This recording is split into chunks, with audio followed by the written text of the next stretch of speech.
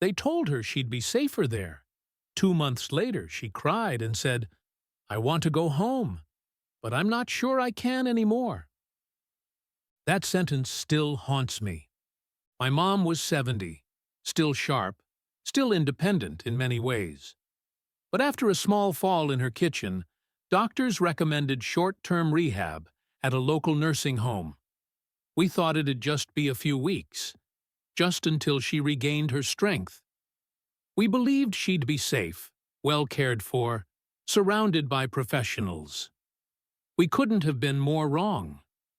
What unfolded over the next 60 days changed the way I see aging in America. It shattered every assumption I had about how seniors are treated, what care actually means, and what you give up, sometimes permanently, when you enter a nursing home. This isn't just my mom's story. It's a wake-up call. In this video, I want to share with you 5 brutal lessons my mom learned the hard way. Lessons that I wish someone had warned us about before she ever stepped through those doors. If you've ever considered long-term care for a parent, or yourself, these are things you need to know. Let me start with the first one. It's the one that hit her the fastest and the hardest. My mom has always been a woman of routine. She woke up when she wanted, made her own tea, took walks around her neighborhood in the morning sun. She'd read a chapter from her favorite book after lunch and call her sister every evening at 7. These were small things, but they were hers. That sense of autonomy, of being in charge of her time and her body, vanished the moment she entered the nursing home. On her first morning there, she called me, confused and upset. "They woke me up at 6 to take my vitals and hand me a tray of food I didn't ask for," she said. "Then they told me I had to finish by 6:30 because breakfast time ends at 7. She didn't even like breakfast before 9. That might seem like a small inconvenience, but it wasn't just one thing. It was everything. When to wake up, when to eat, when to bathe, when to go to sleep. Every part of her day was now run on a schedule she didn't set and couldn't change. And even asking for something simple, like going outside for a bit of fresh air, was a process. She had to press a call button, wait for someone to show up, hope they weren't too busy, then ask if it was okay. Sometimes they said yes, sometimes they said no, sometimes they just didn't come. "I feel like a child again," she whispered once. Only this time, there was no freedom in it, just frustration, helplessness, and the slow erosion of dignity. One afternoon, I found her sitting in her room fully dressed with her shoes on. "Are you going somewhere?" I asked. "No," she replied. "But if I wait to get dressed until I am, it'll be too late." She wasn't just trying to be prepared. She was trying to reclaim some control, any control, over her life. That's when it hit me. Independence isn't always about big things like driving or living alone. It's about the little choices that make you you. And when those are stripped away, day after day, hour after hour, something inside begins to fade. No one warned us about that. And once it started happening, there was no easy way to undo it. That was the first brutal lesson. And it wouldn't be the last. Because just as she was trying to adjust to the schedule, something else started creeping in. A silence from the outside world that she hadn't expected. One that would hurt even more. In the beginning, we tried to visit every few days. My sister brought her flowers. I brought her favorite snacks. The grandkids FaceTimed after school. We wanted her to know she wasn't alone. But then, work got busy. My son had a soccer tournament. My sister caught a cold. A week went by. Then another. One Sunday, I called to say I couldn't come, and she said, "That's okay. I didn't expect anyone today." That sentence broke something in me. It's not that we stopped loving her. It's just that life happened. And inside the walls of that nursing home, time moved differently. Days blurred. Weekends came and went without visitors. Holidays were marked by cafeteria decorations and a cupcake on a tray. Not family. She never blamed us out loud, but her voice changed. When I called, she'd say, "How are the kids?" Before I even said hello, like she was trying to rush the conversation before I had to hang up. And when I did show up, she'd smile so big, it made me ache. Not because she was happy, but because I could see how deeply she missed us, how starved she was for connection. "I know you're all busy," she'd say. But then she'd pause. "I just forget what day it is when no one comes." There was a man down the hall from her who used to sit by the elevator every afternoon, dressed in a button-down shirt and combed hair. He told the nurses his daughter was picking him up. She hadn't visited in 3 months. My mom watched him through her open door. "Maybe she got stuck in traffic," she whispered once, more to herself than to me. The truth is, the longer someone stays in a nursing home, the easier it becomes to forget they're still waiting, still needing, still hoping. Out of sight slowly becomes out of mind, not out of cruelty, but out of distance and distraction. And when the only people you see every day are staff members too overworked to talk for more than a few seconds, the loneliness becomes something deeper. Not just silence, but invisibility. She once said, "I feel like I've disappeared." That's when I realized being forgotten doesn't happen in one moment. It happens gradually, like dust settling on a shelf no one touches anymore.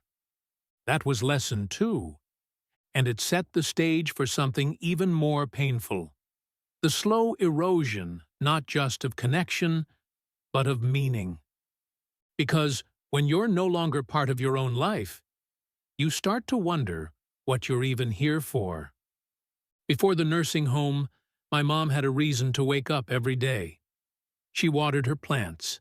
She called her younger sister to remind her about her meds. She folded laundry while humming old songs and always had dinner ready when I dropped by after work. Her days weren't glamorous, but they were hers. They were meaningful. That all disappeared the moment she became a resident. At first, she told me it was nice not having to cook or clean. "Feels like a little vacation," she joked. But within a couple weeks, that light in her voice began to fade. "There's nothing to do here," she said one evening. "I just sit and wait. For what? I don't even know." The staff were kind, but their time was limited. The activities calendar listed things like bingo or chair yoga, but she didn't care. "They feel like distractions," she said, "not purpose." One day, I found her staring at a plant by the window. It was drooping from lack of water. She used to scold me for letting a single leaf brown in her garden. "I asked if I could take care of it," she said softly. "They told me maintenance does that once a week." Even that, a simple plant, was off limits. She wasn't allowed to sweep her own floor. She couldn't make her own tea. She wasn't even allowed to do her own laundry. All the small rituals that used to anchor her, gone. And with them, her sense of identity. The worst part? She began to feel useless. She stopped offering advice, stopped asking questions, stopped joking. It was like she had pressed pause on herself. One afternoon, she said something I'll never forget. "I don't think I'm needed anymore. And when you're not needed, it's hard to feel like you matter." That sentence haunted me for weeks. Because the truth is, nursing homes often provide safety and basic care, but they rarely provide purpose. And when you take purpose away from someone who's spent their life giving, caring, contributing, you take away the very thing that keeps them alive inside. She wasn't dying, but something in her was slipping. Not from illness, but from the slow, quiet loss of meaning. That was lesson 3. And while she still had her mind and her heart, her body soon began following the same downward slope, accelerated by something we never expected: too much help. Before the nursing home, my mom still walked around the block, slowly, carefully, sometimes with a cane, but she did it. She liked carrying her own groceries, even if it meant 2 trips from the car. She insisted on doing her own laundry because, as she put it, it keeps my arms from turning to spaghetti. But once she moved in, that independence, those tiny daily movements, vanished. Not because she couldn't do them, but because no one let her. "Don't get up, Mrs. Carter. We'll bring it to you." "Just press the button. We'll help you to the bathroom." "Don't worry about walking to the dining hall. We'll wheel you down." At first, it felt like luxury. "I guess I've earned a break," she chuckled. But within weeks, her legs began to weaken. Her balance grew unsteady. She started needing the wheelchair they once used just in case. She hated it. "I feel like my body is forgetting how to move," she said one day. And she was right. Muscles don't disappear overnight. They shrink gradually. Every day they're not used.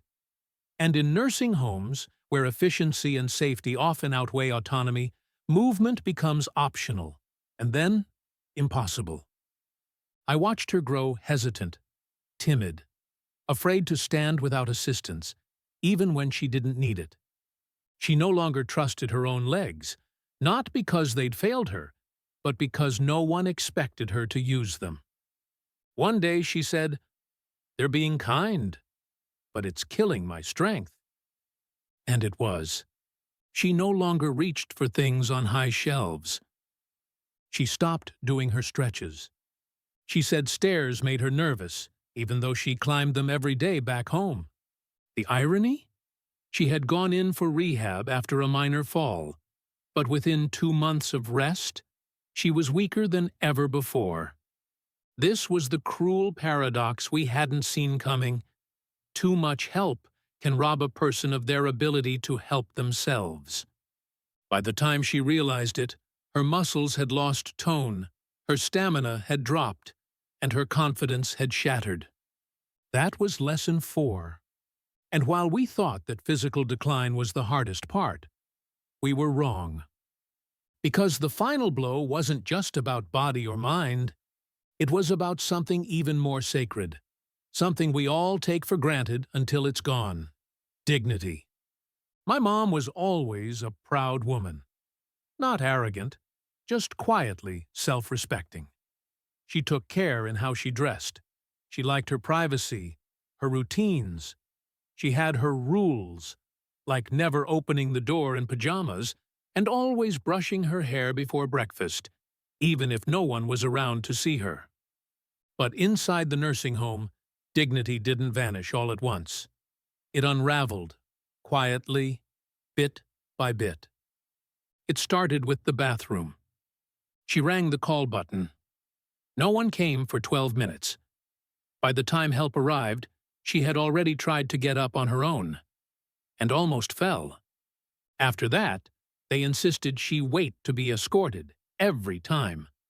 Even when she pleaded, "I'm fine, I can do this myself," they shook their heads. Policy. Then came the showers, scheduled twice a week, always supervised, sometimes by a rotating aide she'd never met before. "I used to choose when I bathed," she told me. "Now I'm told when to undress and who's coming in." She once cried after a bath. "Not because they were mean," she said, "but because I didn't feel like a person. I felt like a task." And her room, shared. A stranger just 5 feet away. No control over the noise, the smells, the TV. No space to weep in peace. No corner to call her own.